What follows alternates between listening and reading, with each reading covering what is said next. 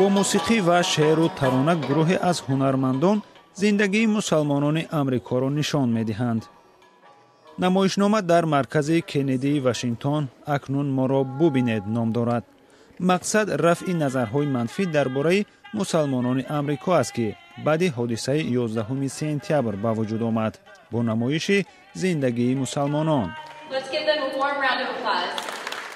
نمایشنامه به سهم مسلمانان در آمریکا و مشکلات پیش‌روی آنها تمرکز کرده است.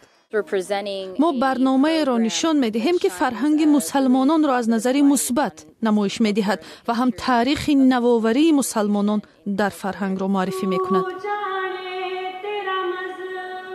اکنون ما را ببینید به هنرمندان مشهور مسلمانان آمریکایی تمرکز کرده است، نه به اختلافات بلکه یگانگی‌ها و شباهت‌ها تشویق می‌کند.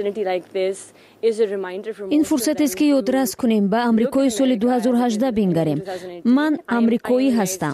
من فکر می‌کنم مسئله فقط پذیرفتن همین حقیقت است، نه مسئله تحمل پذیری.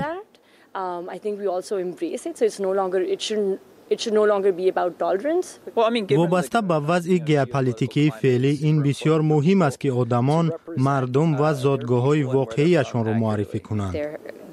صدای ما به حاشیه رفته است و واقعا من امشب هیجان زده هستم که زیبایی فرهنگ ما را نشان می‌دهم.